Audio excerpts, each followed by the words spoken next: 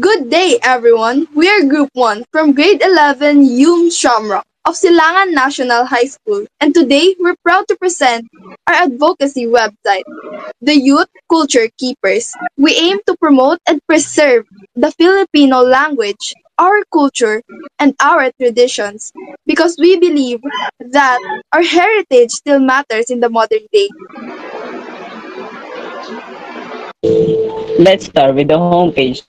This is a first page of visitor where we introduce what Culture Keepers stands for, a space of youth of celebration encourage with pass on our culture.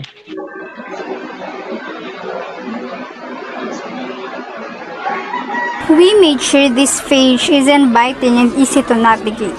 It features visual and short statements that reflects Filipino identity, which are the beauty of the Filipino culture. The benefits of joining us and invite the visitors to explore more. Think of it as the welcome page that draws you in or caught your attention to see more of our advocacy. Next is the About Us page. Here, we tell who we are, what inspired us to start this advocacy, and why we believe preserving our culture is more important for our generation. On this page, we also connect our identity as student and youth with the mission in show that we, the younger generation, can be active culture keepers, not just bystanders. For our goals page. This is our goals page. On this page, we clearly list of the goal of the advocacy, promoting the Filipino language among youth, preserving tradition, and giving youth platform to express and share cultures. We highlight that our goals are actionable and youth-friendly. We're not just talking about culture, we're motivating actual steps. Speak our language, join our cultural activities, support local heritage. It inspires us, the visitor, to become part of the goal.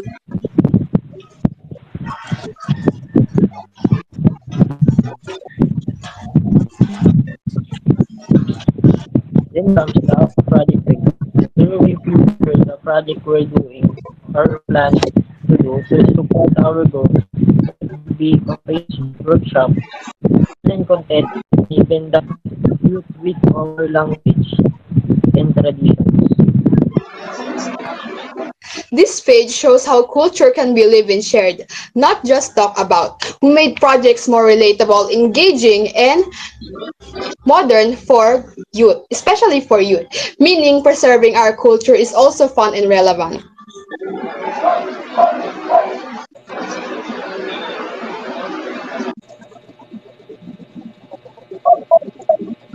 Finally, the contact page. This is where visitors can reach out to us, share ideas, ask us, join us, and collaborate. This is our open invitation. We emphasize that our advocacy is not just for a group alone. We welcome other youth, school groups, and individuals who care about culture. This page makes it easy to connect and act. As a group, working on this website taught us a lot, especially for the preserving our culture, the power of youth, especially teamwork, research, design, and communication. We realized that preserving our culture, language, tradition is a part of our identity and our future.